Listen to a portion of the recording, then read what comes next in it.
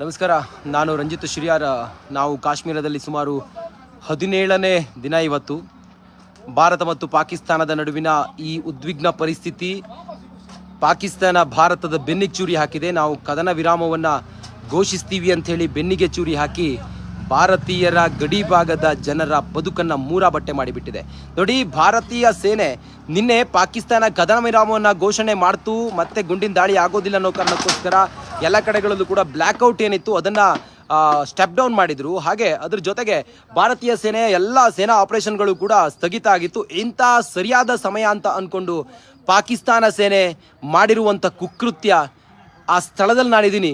ಗುಂಡಿನ ದಾಳಿಯಾಗಿ ಮನೆ ಧ್ವಂಸ ಆಗಿರುವಂಥ ಸ್ಥಳದಲ್ಲಿ ನಾನಿದ್ದೀನಿ. ನೋಡಿ, ಪಾಕಿಸ್ತಾನ ಇಲ್ಲಿಂದ ಸುಮಾರು ಒಂದು 10 ಕಿಲೋಮೀಟರ್ ದೂರದಲ್ಲಿ ಶೆಲ್ಗಳ ದಾಳಿ ಆದಾಗ ಸುಟ್ಟು ಕರಕಲಾದಂಥ ಆ ಶೆಲ್ಗಳು ನನ್ನ ಕೈಯಲ್ಲಿದೆ.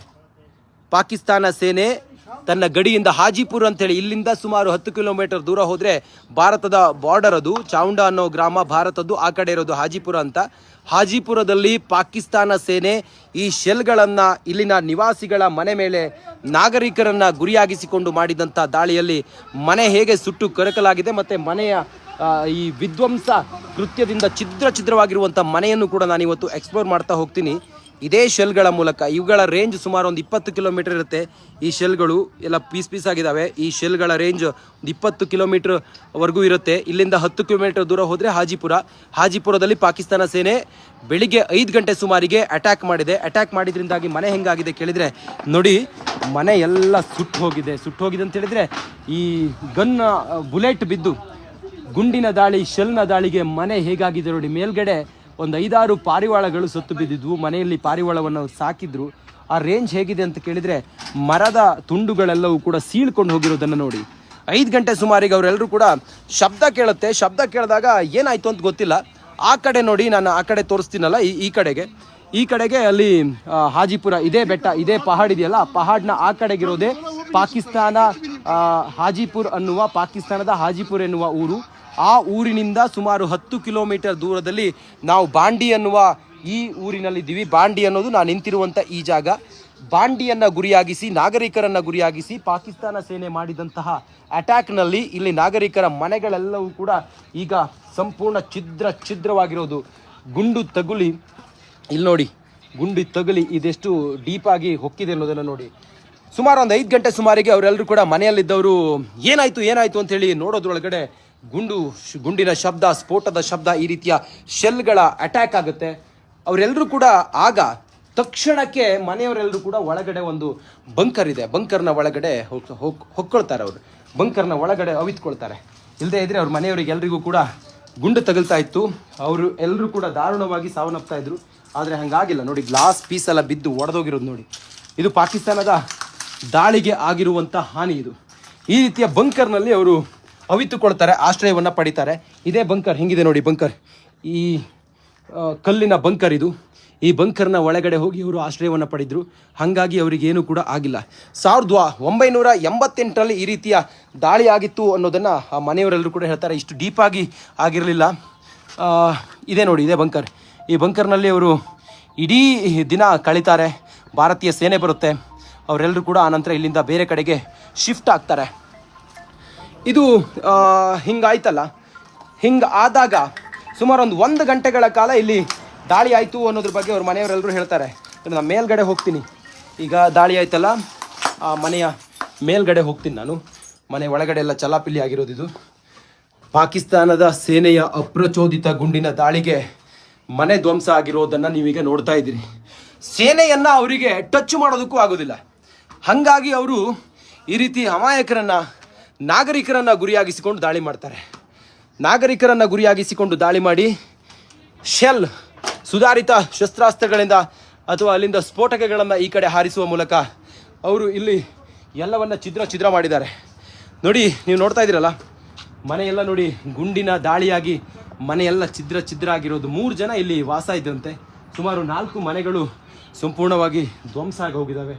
4 ಮನೆಗಳು ಶೆಲ್ ದಾಳಿಗೆ ಸಂಪೂರ್ಣವಾಗಿ ಇಲ್ಲಿ ಛಿದ್ರವಾಗಿ ಹೋಗಿರೋದು. ಎಲ್ಲವೂ ಚಲ್ಲಾಪಿಲ್ಲಿಯಾಗಿ ಬಿದ್ದಿರೋದನ್ನು ತಾವು ಗಮನಿಸ್ತಾ ಇದ್ದೀರಿ.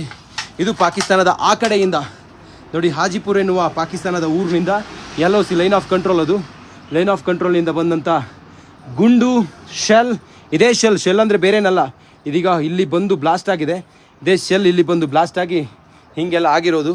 ಪಾರಿವಾಳಗಳೆಲ್ಲ ಸತ್ತು ಬಿದ್ದಿರೋದು, ನಾನು ಆಗಲೇ ಹೇಳಿದ್ನಲ್ಲ, ಪಾರಿವಾಳಗಳೆಲ್ಲ ಸತ್ತು ಬಿದ್ದಿರೋದೆಲ್ಲ ತಾವು ಗಮನಿಸ್ತಾ ಇದ್ದೀರಲ್ಲ. ಈ ಬಹುಶಃ ಇದು ಪಾರಿವಾಳದ ಗೂಡು ಅಂತ ಅನ್ಸುತ್ತೆ. ಇಲ್ಲೆಲ್ಲ ಹಿಂಗಾಗಿದೆ. ಯಾರಾದರೂ ಮೇಲ್ಗಡೆ ಇದ್ರೆ ಅವರ ಪರಿಸ್ಥಿತಿ ಏನಾಗಿರಬೇಡ ನೋಡಿ. ಎಷ್ಟು ಫೋರ್ಸ್ನಲ್ಲಿ, ಎಷ್ಟು ರೇಂಜ್, ಎಷ್ಟು ಫೋರ್ಸಿಂದ ಬಂದಿತ್ತು ಅಂತ ಹೇಳಿದರೆ, ಈ ಕಬ್ಬಿಣದ ಪೀಸ್ಗಳೆಲ್ಲ ಇದ್ದಾವಲ್ಲ, ತಗಡುಗಳೆಲ್ಲ ಇದ್ದಲ್ಲ, ಅವೆಲ್ಲವೂ ನೋಡಿ ಹಿಂಗಾಗಿದೆ ನೋಡಿ, ತೂತಾಗಿರೋದನ್ನು ಗಮನಿಸ್ತಾ ಇದ್ದೀರಿ. ಇದೆಲ್ಲವೂ ಕೂಡ ಹೆಂಗಾಗಿದೆ ನೋಡಿ. ಪಾಪ 88ರಲ್ಲಿ ಹಿಂಗಾಗಿತ್ತು, 1988ರಲ್ಲಿ. ಅದಾದಮೇಲೆ ಮತ್ತೆ ಹಿಂಗಾಗಿದೆ. ಸರ್ಕಾರ ನಮಗೆ ಸೂಕ್ತ ಭದ್ರತೆಯನ್ನು ಕೊಡಬೇಕು. ಪದೇ ಪದೇ ಹಿಂಗಾದರೆ ನಮ್ಮ ಬದುಕೆಲ್ಲ ಹೆಂಗೆ ಅಂತೇಳಿ ಅವರು ಭಾಳ ನೋವಿನಲ್ಲಿ ನಮ್ಮಲ್ಲಿ ಹೇಳ್ತಾ ಇದ್ರು ನೋಡಿ. ಆ ಫೋರ್ಸ್ ಹೆಂಗಿತ್ತು ಅಂತ ಕೇಳಿದರೆ, ಆ ಗುಂಡು ಹೊಕ್ಕಿದಂತಹ ಸಮಯದಲ್ಲಿ ಇದು ಈ ಮರದ ಪೀಸ್ ಎಷ್ಟು ಸ್ಟ್ರಾಂಗ್ ಇರ್ಬೋದು, ಅದು ಇದೆಲ್ಲವೂ ಕೂಡ ಒಣಗಿದ್ದು ಸ್ಟ್ರಾಂಗ್ ಇರುತ್ತೆ. ಇದೆಲ್ಲವೂ ಹೇಗಾಗಿದೆ ನೋಡಿ. ಇದು ಇಲ್ಲಿನ ಸಂಪೂರ್ಣವಾದಂತಹ ಚಿತ್ರಣ. ಗಡಿ ಭಾಗದಲ್ಲಿ ನಾವು ನೋಡ್ತೀವಲ್ಲ ಅಪ್ರಚೋದಿತ ಗುಂಡಿನ ದಾಳಿ ಅಂಥೇಳಿ.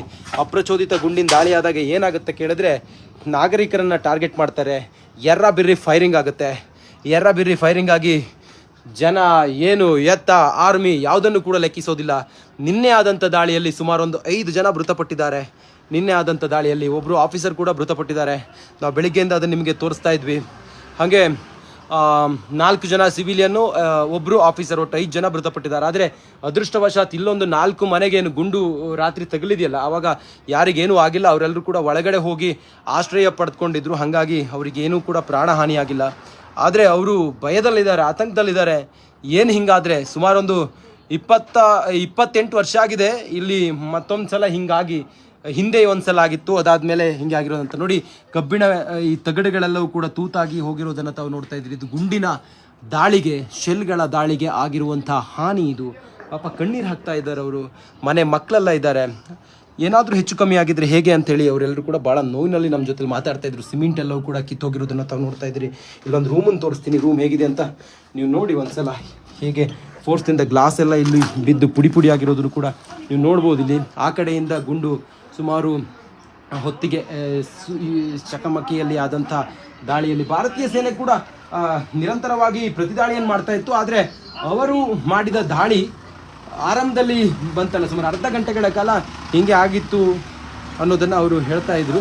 ಸರ್ आपका नाम क्या है सर? सर क्या हो गया सर इधर? Okay no problem. Okay okay no problem. Okay ಅವರು ಮಾಧ್ಯಮದವರೇ, ನಮ್ಮ ಮಾಧ್ಯಮದವರೇ, ಅವರು ಮನೆಯವರಿದ್ದಾರೆ, ಅವ್ರನ್ನ ಮಾತಾಡಿಸ್ತೀನಿ ನಾನು. ನೋಡಿ ಹಿಂಗೆ ಆಗಿತ್ತು ಅನ್ನೋದನ್ನು ಹೇಳ್ತಾ ಇದ್ರು ಅವರು. ಪಾಪ ಅವ್ರನ್ನ ಮಾತಾಡ್ಸಿದ್ವಿ ನಾವು ಆಗಲೇ.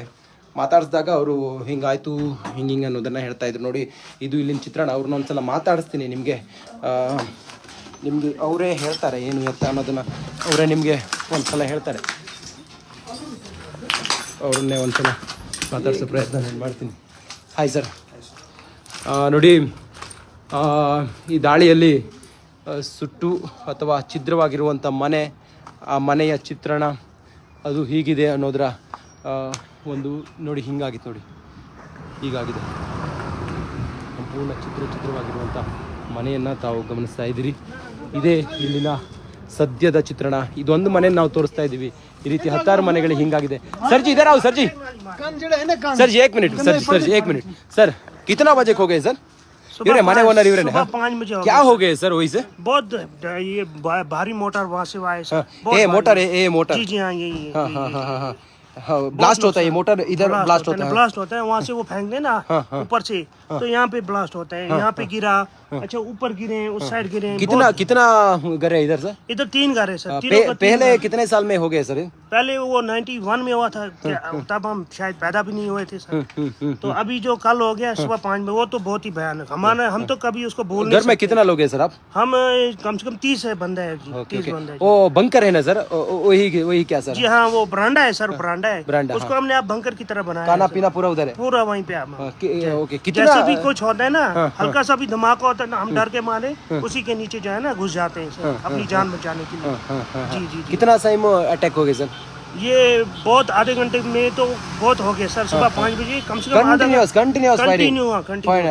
कंटिन्यू. अब भारत की आर्मी किधर है सर? भारत की आर्मी वो बॉर्डर पे है सर. वो भी इस टाइम अपने में लगी है सर.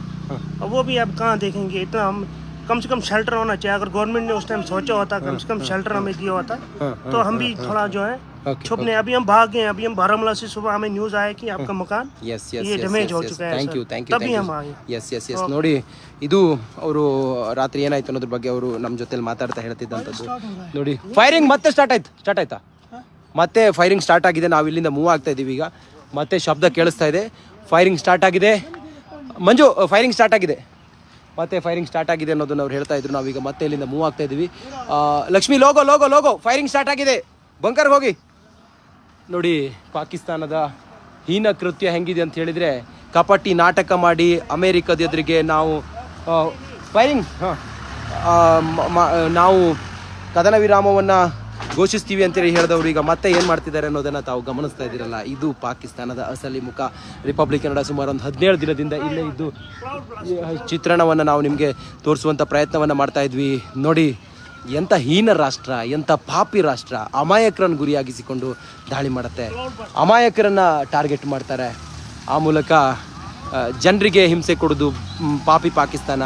ನಮ್ಮ ಸೇನೆಯವ್ರಿಗೇನು ಮಾಡಲಿಕ್ಕಾಗೋದಿಲ್ಲ, ಜನರಿಗೆ ಅಟ್ಯಾಕ್ ಮಾಡೋದು, ಈ ರೀತಿಯೆಲ್ಲ ಹೀನ ಕೃತ್ಯವನ್ನು ಮಾಡ್ತಾ ಇದೆ. ಈಗ ಭಾರತ ಒಂದು ಆಪರೇಷನ್ ಅಥವಾ ನಿರ್ಣಾಯಕ ಹಂತದಲ್ಲಿ ಇದನ್ನು ಈಗ ಸಂಪೂರ್ಣವಾಗಿ ಮುಗಿಸೋ ಪ್ರಯತ್ನವನ್ನು ಮಾಡಬೇಕು. ಆ ಮೂಲಕ ಭಾರತೀಯರಿಗೆ ಒಂದು ಭದ್ರತೆಯನ್ನು ಒದಗಿಸಬೇಕು ಅನ್ನೋದು. ಆ ಕಾರಣದಿಂದ ಪ್ರತಿನಿತ್ಯವೂ ಕೂಡ ಇಲ್ಲಿ ಸೇನೆ ಕಾರ್ಯಾಚರಣೆ ಎಲ್ಲವೂ ನಡೀತಾ ಇದೆ. ಅಂತಿಮ ಹಂತದ ಹೋರಾಟದಲ್ಲಿ ನಾವು ಅವ್ರ ಜೊತೆಯಲ್ಲಿ ಯಾವುದೇ ರಾಜಿ ಮಾಡಿಕೊಳ್ಳದೆ ನಮ್ಮದು ಏನಿದೆ POK ಪಾಕ್ ಆಕ್ಯುಪೈಡ್ ಕಾಶ್ಮೀರವನ್ನು ನಾವು ಮತ್ತೆ ನಮ್ಮ ಕಬ್ಜಾ ಮಾಡಿಕೊಂಡು ಇಡೀ ಪಾಕಿಸ್ತಾನ, ಅಖಂಡ ಭಾರತದ ಕಲ್ಪನೆ ಏನಿದೆ, ಮತ್ತೆ ಭಾರತ ಅಖಂಡ ಭಾರತ ಆಗುತ್ತೆ ಅನ್ನೋ ಒಂದು ಆಶಾಭಾವನೆಯೊಂದಿಗೆ ನಾವೆಲ್ಲರೂ ಕೂಡ ಇದ್ದೀವಿ. ಜೈ ಹಿಂದ್. ತಾವೆಲ್ಲರೂ ಹುಷಾರಾಗಿರಿ. ಕಾಶ್ಮೀರದಲ್ಲಿರೋರು ಕನ್ನಡಿಗರು ರಿಪಬ್ಲಿಕ್ ಕನ್ನಡವನ್ನು ನೋಡ್ತಾ ಇರಿ. ನಿಮಗೆ ಪ್ರತಿ ಕ್ಷಣವೂ ಕೂಡ, ಪ್ರತಿ ಮಿನಿಟು ಕೂಡ ಇಲ್ಲಿನ ಚಿತ್ರಣವನ್ನು ನಾವು ನಿಮಗೆ ತೋರಿಸ್ತಾ ಇದ್ದೀವಿ. ನಾನು ರಂಜಿತ್ ಶಿರಿಯಾರ್. ಸುಮಾರು ಒಂದು 17 ದಿನ ಆಗಿದೆ ನಾವಿಲ್ಲಿದ್ದು. ಇಲ್ಲಿನ ಸಂಪೂರ್ಣ ಮಾಹಿತಿ ನಿಮಗಾಗಿ ನಾವು ನಮ್ಮ ಚಾನಲ್ ಮೂಲಕ ನಾವು ನಿಮಗೆ ತಿಳಿಸ್ತಾ ಇದ್ದೀವಿ. ನಮ್ಮ ಅತಿದೊಡ್ಡ ತಂಡ, ರಿಪಬ್ಲಿಕ್ ಕನ್ನಡದ ಅತಿದೊಡ್ಡ ತಂಡ ಇಲ್ಲಿದ್ದು ನಿಮಗೆ ಇಲ್ಲಿನ ಸಂಪೂರ್ಣ ಪರಿಸ್ಥಿತಿಯನ್ನು, ವಸ್ತುಸ್ಥಿತಿಯನ್ನು ತಿಳಿಸುವಂಥ ಪ್ರಯತ್ನವನ್ನು ಮಾಡ್ತಾ ಇದೆ. Thank you. ಜೈ ಹಿಂದ್, ಜೈ ಭಾರತ್. ಭಾರತ್ ಮಾತಾ ಕಿ ಜೈ. ನಮಸ್ಕಾರ.